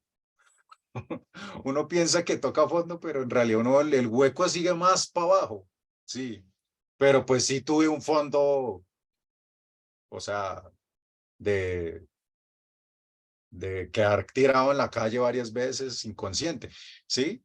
O cosas así, ¿no? Pero entonces, claro, entonces uno experimenta como la dualidad, ¿no? Porque también en un punto esas adicciones llegan a uno a estar atrapado, de que uno sabe que es malo, pero uno no puede salir, ¿cierto? O sea, como que yo llegué a un punto también donde dije, no, ya acá no tengo salvación, porque sí, no, ya es. Entonces, pero entonces también lo que digo, pongo este paralelo porque hay vidas pasadas, entonces hay un trabajo, o sea, tú puedes decir, ay, no, pero yo tengo que vivir esto. ¿Y quién te dice a ti que no lo viviste en una vida pasada? ¿Mm? Puede ser de que tú dices, uy, yo no me puedo morir sin hacer esto. ¿Quién te dice a ti que eso ya no lo viviste en una vida pasada? ¿Mm? Entonces no hay necesidad de repetir, ¿sí? Porque ese es un riesgo. Ay, ¿se acuerdan cuando esto lo leímos también en el capítulo 2 del Bhagavad Gita? ¿Se acuerdan que cuando decían que ponían el ejemplo de la tortuga? También hablando de los sentidos, que uno debe ser como la tortuga, como extraer los sentidos, ¿no? Porque cuando uno pierde el control de un sentido, todo se descontrola. Ahí explicábamos eso, ¿no? A raíz de los versos últimos del capítulo 2 del Bhagavad Gita. Entonces, también uno no puede arriesgarse, ¿sí me explico? Como decir, uy, no. Ahorita, por ejemplo, en el campo sexual salen muchas cosas, ¿cierto? Salen muchas cosas.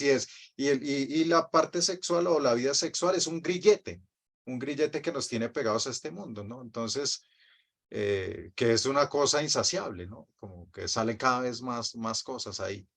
Entonces, pues, de cierta manera, pues leer el Bhagavad Gita, ¿cierto? Tener buena compañía, ¿no?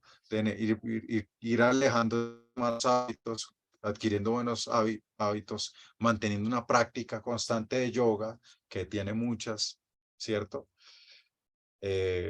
Pues eso gradualmente lo va a ir como desapegando naturalmente, ¿sí? Pues yo lo he experimentado en algunas cosas, ¿cierto? No les voy a decir que soy una persona autorrealizada, ¿cierto? De que ya controlo mis sentidos a la perfección y todo eso, pero sí lo he experimentado en algunas cositas, ¿cierto? De que la práctica me ha ayudado y por eso yo estoy ahí tratando eh, mejor dicho, soy un hijo del yoga, un hijito, o sea, quiero ser un servidor del yoga, ¿cierto? O sea, en mi mente estoy casado, ¿sí me explico? No quiero hacer otra cosa diferente. No quiero hacer otra cosa diferente. ¿Mm? Pero es un proceso también, ¿no? No sé si por ahí va la pregunta, Oscar. ¿Mm? Pues sí, eso era pues desde el punto de vista suyo, ¿cómo sería? Muchas gracias. Sí. Entonces ahí cada uno tiene que ir a evaluarlo, ¿cierto? Cada uno tiene que evaluar, ¿cierto? Como qué está viviendo y hacerse responsable, ¿cierto? Porque el Bhagavad Gita también nos ayuda a abrir los ojos en ese sentido. Decir, esto, ¿cierto? Estoy haciendo esto y me hago responsable de las consecuencias de hacer esto, simplemente, ¿sí? No es después de que yo estoy sufriendo y echarle la culpa a otras cosas, ¿no? No. Al menos acá uno se vuelve, como dice, no, yo soy culpable de lo que estoy viviendo, ¿cierto? Y cómo me siento, porque yo soy responsable de eso. Y también soy responsable de mi felicidad, ¿cierto? Y de que si estoy feliz, contento, autosatisfecho, y también, digamos, aquí nos da el camino de cómo nosotros podemos llegar a eso, ¿sí? Entonces, todo está en la bandeja, ¿cierto? Todo está en la bandeja y ahí tú simplemente, ese es tu libre albedrío. Tú escoges lo que quieres hacer y lo que quieres tomar, ¿no? ¿Mm?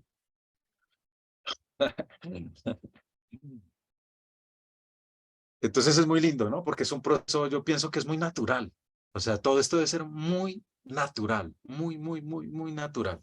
Completamente orgánico, ¿sí? Nada forzado. Simplemente tú te vas conduciendo ahí, ¿no? Listo. Y eso me parece muy bonito lo que dice acá. El hombre sabio, el sabio no se deleita con ellos. O la mujer sabia no se deleita con ellos. ¿Mm? Listo. Sigamos acá. De hecho, bueno, de hecho en este verso, ¿cierto? Ese fue el que leímos ahorita, el 22. Sí, ese fue el que leímos. Entonces, claro, un sabio no se deleita con placeres mundanos porque tienen un principio de fin y es como aprender, sí, este es un verso que nos lleva a esta meditación, aprender a desilusionarse. Por eso el yoga también, Fer dice eso, dice, es el arte de la desilusión. Desilusión, o sea, porque la ilusión es maya. ¿Cierto? La ilusión es lo que no es, ¿no? Ilusión es lo que no es maya, en sánscrito, lo que no es la ilusión. Entonces, el yoga nos lleva a desilusionarnos, a salir de la ilusión, ¿sí? Y de hecho, Patanjali, él dice que en estos placeres, ¿cierto? Los placeres, uno sufre en tres fases, en el pasado y en el presente y en el futuro. Pónganse a pensar ahorita. ¿Qué quieren? ¿Algún deseo material que ustedes no han podido satisfacer? Un deseo material. ¿Mm? Entonces uno sufre pasado, presente y futuro. ¿Por qué? Uno sufre porque no lo tiene. ¿Cierto? Uno en principio sufre porque no lo tiene. O sea, como que, ah, quiero tenerla o quiero tenerlo o algo así, ¿no? Entonces no lo tengo. Pero cuando lo tienes, o sea, ya en el presente sufres porque no lo quieres perder. No lo quieres perder. Entonces uno sufre en el pasado, en el presente. Y en el futuro, uno sufre cuando lo perdió. Cuando no lo tiene, porque no lo tiene. Cuando lo tiene, porque lo va a perder. ¿Sí? Es como, por ejemplo, alguien que acumula mucho dinero, ¿cierto? O que, digamos, tiene una casa y compra muchas cosas, qué bonitas, ¿no? Porque la quiere poner muy bonita. Tiene que poner también seguridad. ¿Cierto? Tiene que poner seguridad, tiene que preocuparse de seguridad que no le roben la casa. Entonces, sí.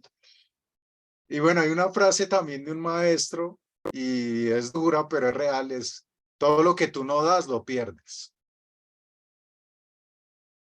Lo que no das, lo pierdes. Y a veces uno se aferra a cosas no y las pierde, ¿no? Tremendo, ¿no? O después ahí hay otra también más, ¿no? Como sonríe que mañana va a ser peor.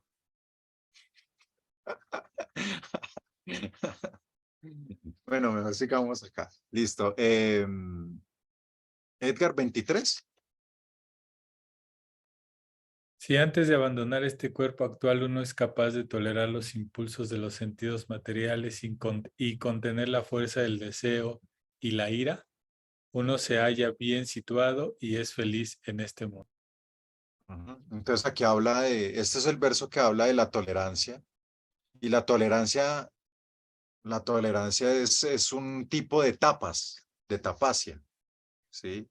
Entonces, porque uno debe tolerar hasta la muerte, ¿sí? Hay cosas entonces uno debe desarrollar tolerancia, ¿sí? Y eso es una austeridad, ¿sí?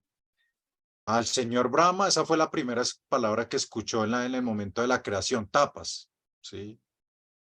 Entonces, y hay que tolerar con inteligencia, con buddhi, para liberarse de las modalidades de la naturaleza y tener un gusto superior. Amy, el 24.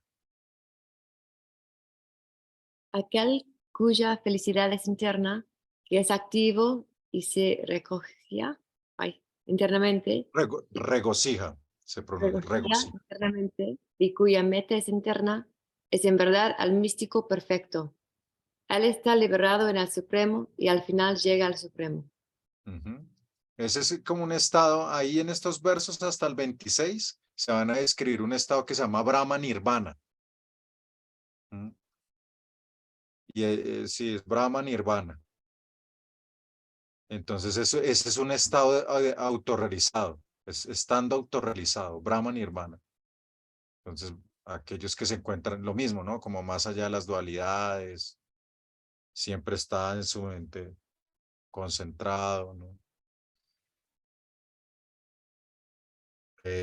Bueno, bueno, ahí lo estoy leyendo. Aquellos que se encuentran más allá de las dualidades, que surgen de las dudas, que tienen la mente ocupada internamente, que siempre están ocupados en trabajar por el bienestar de todos los seres vivientes y que están libres de toda clase de pecados, logran la liberación en el Supremo.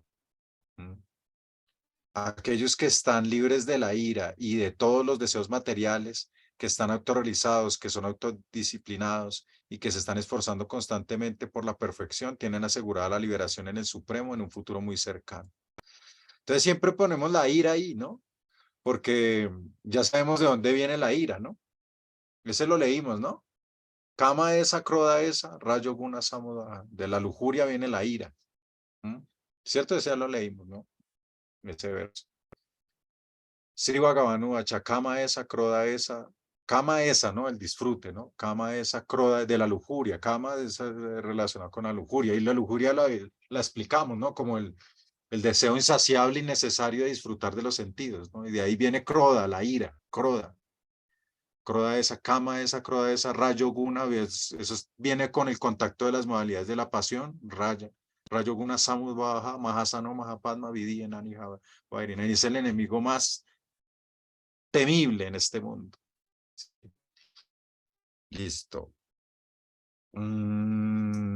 Entonces, pues, ¿qué es perfección? Alguien que se esfuerza constantemente, ¿sí? Porque este verso está hablando de la perfección, que se están esforzando constantemente por la perfección. O sea, la perfección no es un estado que alcancé, ¿no? Eso es algo que se va construyendo, ¿no? También un maestro dice, un swami dice, la perfección es el intento. Me gusta mucho esa definición de perfección. La perfección es el intento. También hay un ensayo, no sé si les ha pasado ese libro, o se los he prometido en el pasado, que habla sobre eso. La perfección no es todo. Y habla sobre el perfeccionismo. Entonces, muy interesante también, porque aplican para todo esto que estamos viendo, en general. Listo. Entonces, estos últimos versos, el 27, 28, vamos a leerlos, Marian. Evitando todos los objetos externos de los sentidos, manteniendo los ojos y la visión concentrados en el entrecejo, suspendiendo en las fosas nasales la inhalación y la exhalación, controlando así la mente, los sentidos y la inteligencia, el trascendentalista que busca la liberación se libra del deseo, el temor y la ira. Aquel que siempre se encuentra en ese estado, sin duda que está liberado. Entonces, este es como una antesala al próximo capítulo, que es Dhyana Yoga, ¿sí? Y el Dhyana Yoga es como el yoga de la meditación, en donde se va a describir un poco así como a lo Krishna, ¿cierto? A la forma de Krishna, el sendero óctuple, ¿no? Hablando del sendero óctuple también, que es el Patanjali Yoga. Pero este sí es como una antesala a lo que viene. Y este es el de la paz, el de la fórmula de la paz, el último verso de este capítulo. Johan.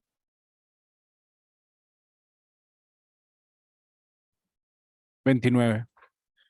Una persona que tiene plena conciencia de mí, que me conoce como el beneficiario último de todos los sacrificios y austeridades, como el Señor supremo de todos los planetas y semidioses, y como el benefactor y bienqueriente de todas las entidades vivientes, se libra de los tormentos de los sufrimientos materiales y encuentra la paz. Esa es la fórmula de la paz, según los veas. Bhoktaran Yagyatapasan, Sarvaloka Mahesvaran, Suhridan Sarvautanan, Gyatuaman Chantim. Esto es paz en sánscrito, Chantim Richati. ¿Sí? Entonces, Bhoktaran Yagyatapasan es como una persona que tiene plena conciencia de mí. Sarvaloka Mahesvara, que me conoce como el beneficiario último de todos los sacrificios y austeridades. Bueno, no. Este Sarvaloka Mahesvara es como el Señor Supremo de todos los planetas y semidioses. Ese es el Sarvaloka, porque Loka es planeta. Todos los planetas, como el Señor Supremo de todos los planetas. Suhridan Sarvan Bhutanam. Sí, como el beneficiario último de todos los sacrificios. Gyato Aman Chantin Richati. Como el benefactor y benquerente de todas las entidades. Se libra de todos los tormentos. O sea, aquel que entiende todo esto, ¿no? Como que es consciente del Supremo, que sabe que el Supremo debe ser el receptáculo final de todo lo que uno haga, ¿sí? Y que el Supremo, pues, es el Supremo de todos los planetas, semidioses, el benefactor, es el amigo de todos, bien queriente es el amigo de todos. Y digamos que aquí está diciendo dos cosas importantes, como que el Supremo, o sea, que uno no es el amigo de todos, ¿cierto? Como esa canción dice, yo quiero tener 1.000.000 de amigos. En realidad, pues, o sea, que aquí en este verso nos está diciendo que uno no es monedita de oro para caerle bien a todo el mundo. Pero que sí el Supremo sí. Pero lo bacano es que como el Supremo es amigo de todos, entonces entre todos uno está ahí. O sea que yo sí soy el amigo de él. Entonces yo soy el amigo yo soy amigo del que es amigo de todos. Entonces eso es bueno. Eso es bueno tenerlo en cuenta. Y bueno, ¿qué tipo de amigo? También los Vedas clasifican los amigos, ¿sí? Dice que hay 3 tipos de amigos. Uno que en sánscrito se denomina Mrita, Mrita. Entonces es el amigo de barrio, el social, el vecino. Te saluda para el cumpleaños. Ese es el Mrita. El otro tipo es el Bandhu. Ese es un amigo ya más oficial. Se ven más seguido. Hay una amistad más establecida. Pero el otro es el Suhrit. Suhrit. S-U-H-R-I-T. Suhrit. Él está atento, él es preocupado por tu bienestar. ¿Sí? A veces, pues, te dice cosas que no son tan agradables para ti, ¿cierto? Pero, pues, lo hace para que estés bien, ¿no? Como dice un amigo, no es el que te hace reír con mentiras, sino que te hace llorar con verdades, ¿no? Y también es alguien que sabe qué es lo mejor para ti, ¿no? Porque a veces puede ser que alguien tenga buenas intenciones, pero no tiene mucho conocimiento. Entonces, pues también es alguien que tiene conocimiento y que sabe qué es lo mejor para ti, ¿sí? Te recalca la devoción, ¿sí? Eso, mencionando a Krishna como el objetivo supremo. Entonces, bueno, ese fue el capítulo de hoy. No sé si hay alguna pregunta. ¿Cómo se escribe este último amigo, profe? Suhrit, S-U-S-U-H-R-I-T, Suhrit.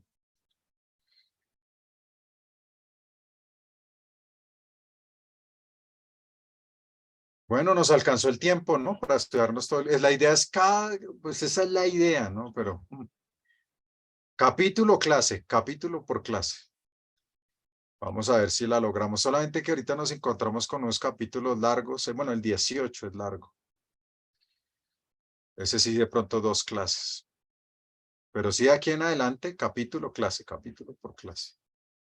Lo que no, este es como el de los que tiene menos versos. Yo dije que por ahí vamos a salir por ahí 1 hora. Que va a ser 1 hora de clase. ¿Alguna pregunta o todo bien? ¿Qué tal? Bonito el verso, bonito el capítulo, ¿no? Revelador.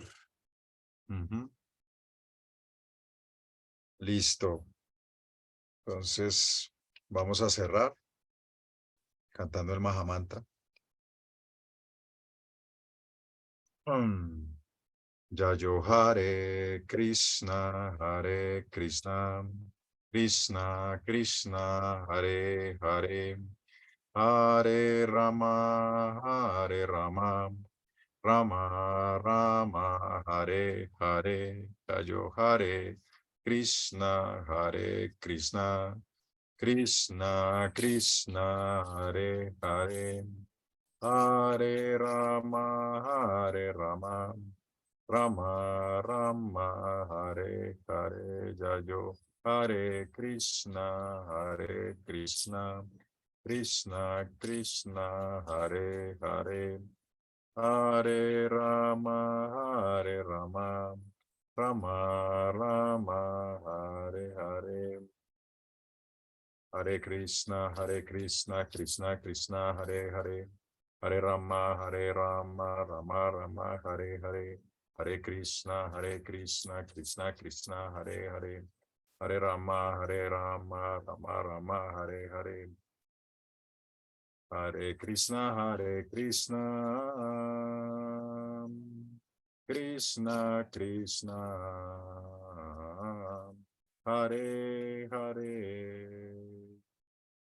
Hare Hare. Hare Rama, Rama Rama, Hare Hare. Hare Krishna, Krishna Krishna, Hare Hare. Hare Rama, Rama Rama, Hare Hare. Ora Premanal. Muchas gracias. Feliz noche. Cualquier Gracias, pregunta, yo gracias estoy para pendiente todos. igual.